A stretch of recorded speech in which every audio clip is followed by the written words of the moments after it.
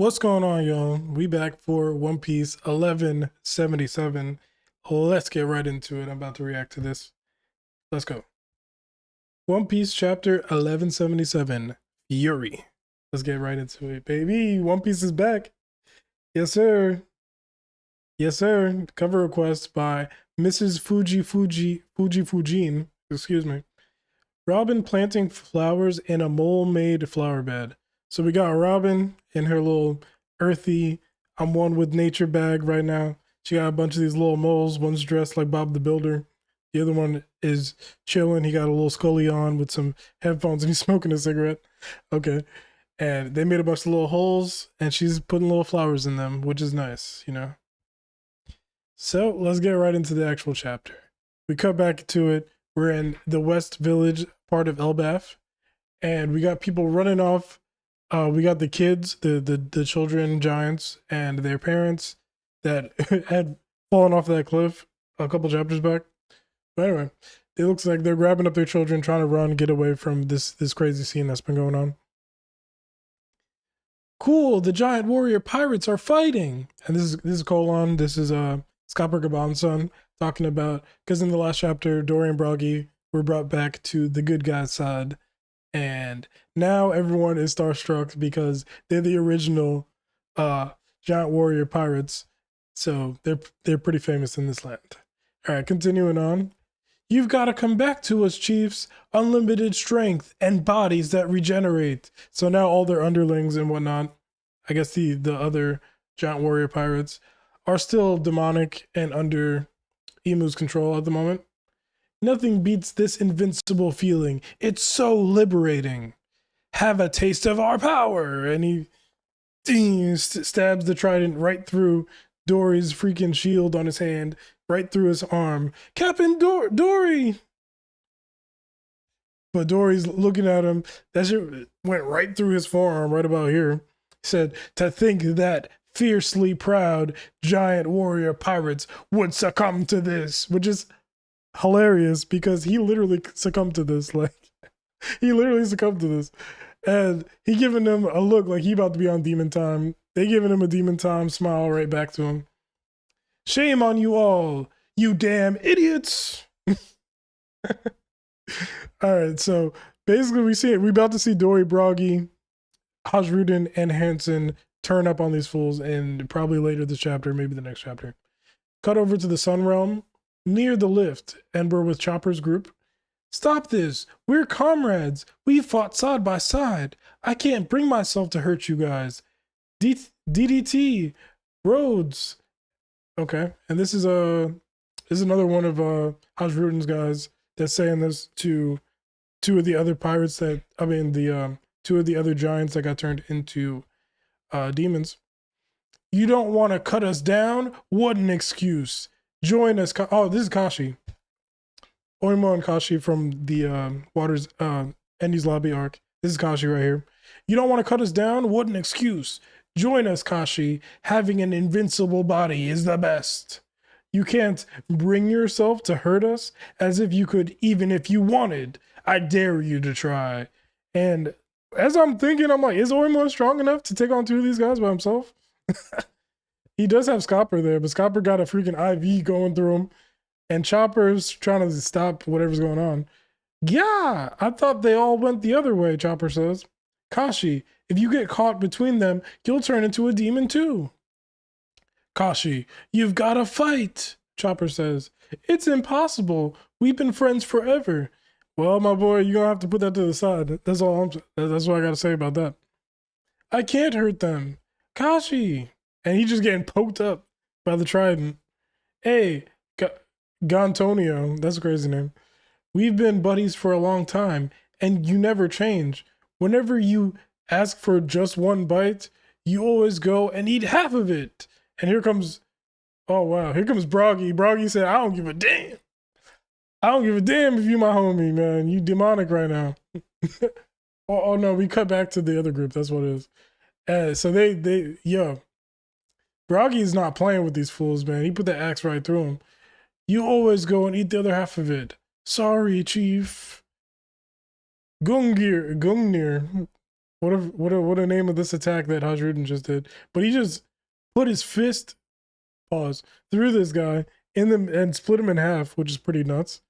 Ikoku Sovereignty, the best giant move, hands down, bar none, no question. That's what Dory did. Popped a hole right through the center of this dude. Gigantic Drum.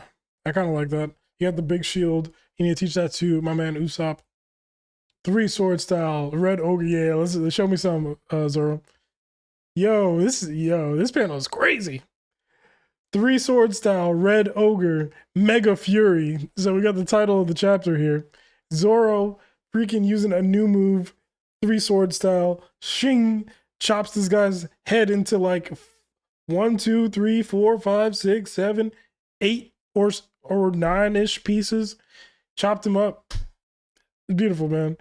And we got a little note right here that says, possible Zoro pun referencing an idiom about a father's anger over his kids finishing all the rice. That's a Japanese joke. I'm sure the fan base over there definitely got a little hee-hee out of that. But as far as just the panel and the name of it and him splitting him up into pieces, that's good enough for me. Keeping it a buck. Anyway, that fatal strike was a real beauty. Don't worry about a thing, guys. This won't kill you. Is it me, or do they seem giddy about all this? The OG says Beardfall, Mount Beard, I think. Whatever. Chopper's group again. So they're just bouncing him back and forth between Zoro's group with Dory and Bragi and Hajrudin, and then Chopper's group that has Scopper, Kashi, and Chopper. All right. Run away, Kashi. Forgive me, I can't. And Scopper's picking up his axe in the background. What's he about to do? And you know how long it's been? I feel like it's been a long ass time since we've seen Chopper eat one of his rumble balls.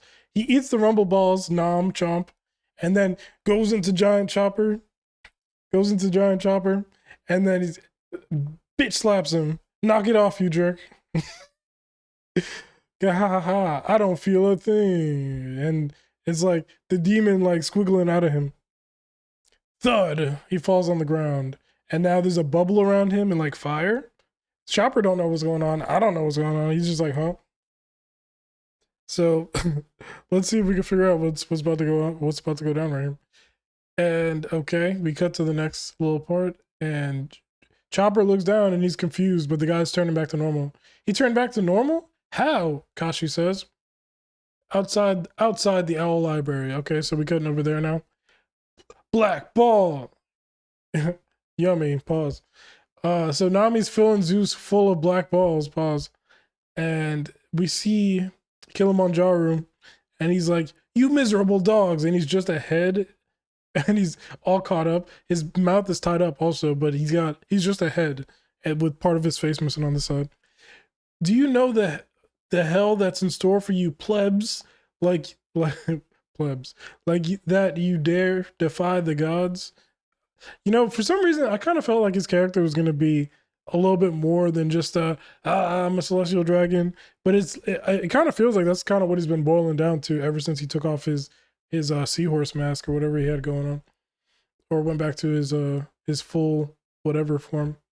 But anyway, unhand me, fishman, you filthy bleh. You're filthy bleh. Yo, they always got heat from my man Jinbei. Yo, this is nuts. You bark a lot for someone in your position. I love the fact that they just I love the fact that they own this guy. But at the same time, Oda, I would have rather seen this than seen these Oimo and Kashi and Dory and Bragi as much, at least. We could have cut half of their pages and let us see them wreck this guy. Come on, man. We needed to see this Riots get a W after they got an L earlier. You know what I'm saying? But whatever, it is what it is. But even though they pretty much, it looks like they've defeated Kilimanjaro. I know that's not really his name. It feels like there's still more to come, obviously, because in the background, Nami is still feeding Zeus the black balls and he's like getting big and whatnot. Pause.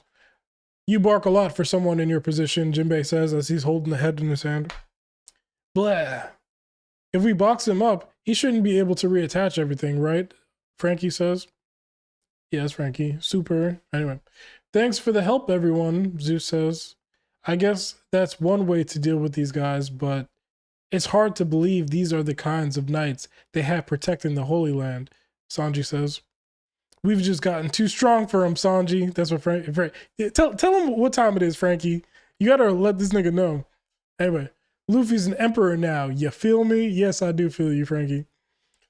That's great and all, but it pisses me off to think that such vermin were allowed to terrorize Elbaf, Sanji says. Humph. Underestimate us while you can, maggots. There's still one more who hasn't taken any damage yet. Don't let your guards down. Is this the Mr. Thorny? Mr. Sommers? Zeus! Fires keep breaking out all over Elbaf. Understood. So she's gonna take out the fire. Okay. So she filled him full of the black balls so that he could get big, so he could rain down and probably take care of the fires that are going around. For now, just keep rain pouring. Yeah. Got it. I'll give it my all. Now we cut back over to Luffy and Loki. And Loki still looks amazing in this fully transformation version of himself. Amazing. So they're just flying overhead, and we see Nami and Frankie looking up like, what is going on? Hey, Nami, Sanji, Frankie, Jinbei, Luffy says. It's huge, like a Sea King, Jinbei says. Wait, if it's with you, don't tell me that's Loki, Sanji says. That's a buddy of yours? No way, that's so cool, Frankie says. Right? This guy's just too big. Are you out of your minds? Nami says. Yo. And she shocks Luffy, Loki, and Ragnar. You've gone and made friends with another freak? This is crazy, bro. I'm glad you beat the monsters, but seriously, that thing's breath is only feeding the flames, don't you see? If you have to burn Elbaf to the ground to stop the bad guys, it defeats the whole point, so knock it off. And so Luffy's just like sitting there like with the straight face, and Ragnar's patting him on the back. Like, it'll be all right, bro. It'll be all right, bro. Luffy yells back, you got me in trouble, Loki.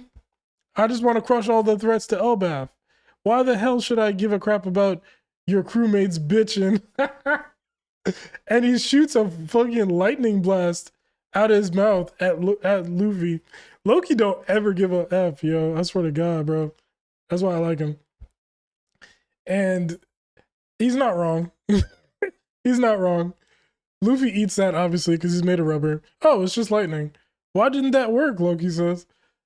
I would have sent you flying if it did. Ha! That's hilarious. I love when Luffy is in like this kind of playful nature with Loki, knowing that, yeah, you strong, but I really got main character vibes, like for real, for real. Anyway. Luffy thinks or says out loud as he looks over. Center of Branch 8, Brooks Group. Usopp, please, flee. I came here for my own reasons. She's dangerous. Damn, yo. Yo, are we about to have an Usopp moment finally? Please. Please, Usopp. We need this. Usopp and Brook too? Yeah, come on, please. Who would run and abandon a crewmate at a time like this?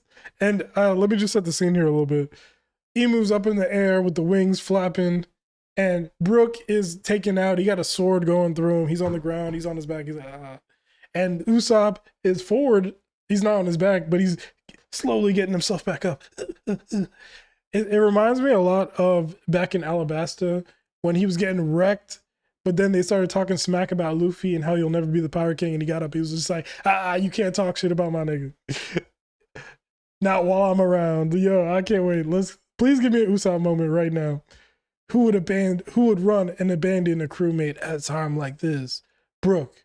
True warriors do not run. Usopp. I've always dreamed of visiting this place.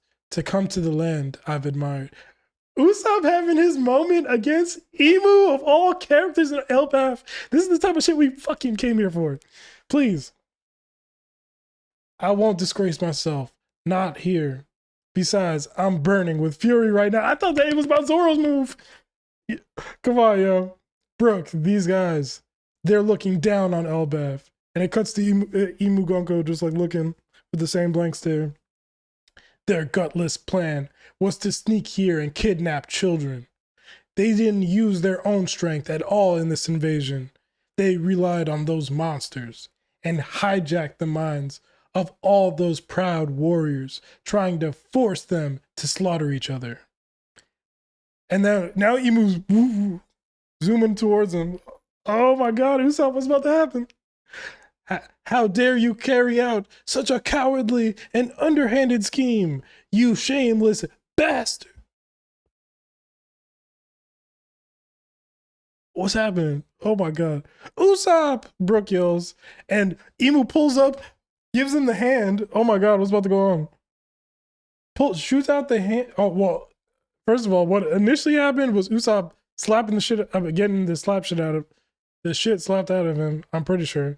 This one little panel is a little bit harder to see. But then Imu Gonku pulls up and puts the hand out like this for Brooke.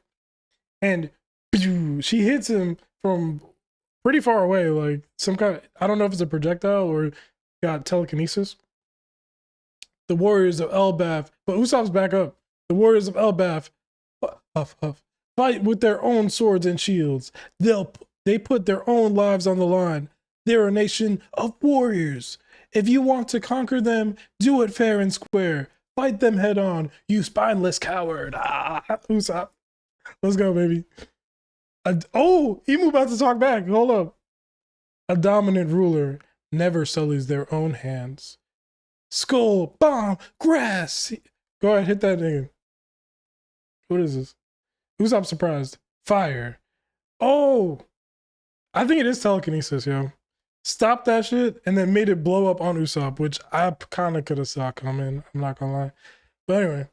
And it exploded on him and Brooke. Oh my goodness. Exploded a little bit on Imu too, but it didn't really matter because they just kind of like, Gonko just piecing herself back together.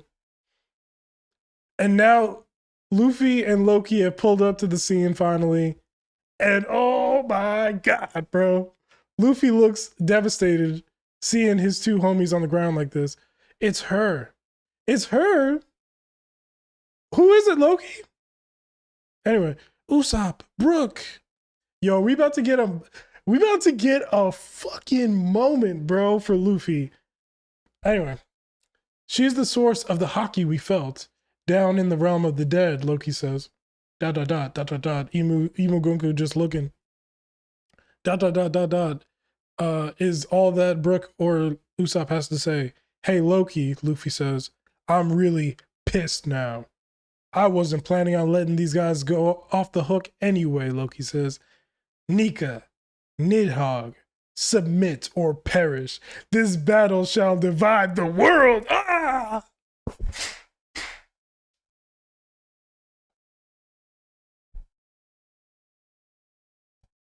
This shit is nuts, yo. One Piece is so fucking good, yo. It makes no sense. I can't wait for this next chapter. We ain't got no break next week. This is one of those chapters that just keeps it builds and builds and builds up until the end. And then you get that amazing moment. I wanted so bad for Usopp to have that full-on stand-up moment. And he kind of did. It kind of did. And he is still going to be used to fuel Luffy to come out the gate not playing.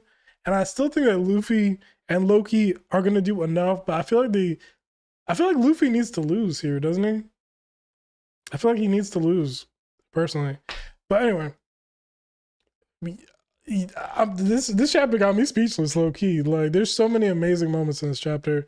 Classic One Piece type stuff. You know what I'm saying? It started off a little bit slow in the beginning with the parts with the giants, but even that part, it was building up the feeling. The reason why Usopp in the end of the chapter has these strong emotions towards Elbaf that he does have. You know what I'm saying? So I love it. This is one of the best chapters of One Piece that I've read in a very long time, because everything just comes together to give you that final moment that Luffy's about to turn up in the next chapter. And I want to see Luffy have his moment. I want to see Loki have his moment. But at the end of the day, I feel like they kind of overall need to lose. And I feel like either Imu has to leave and go back to the Holy Land fully because of what's going on there, and because all the other Holy Knights are defeated, I think that's going to be the reason why they actually leave, and not necessarily because they lose to Luffy and Loki. But the thing that's giving me cause for pause with that is Gunko, and if we're going to get the rest of her story in this arc or not. I feel like it makes perfect sense if that's not the case, and we kind of get a little piece of it from Brook, and then when it's time for us to actually go to Marijois, we get the full story with the context of Marijois. Let me know your thoughts down below. Like, subscribe, and man, this chapter is so good. Yeah, have a good one. Thank you.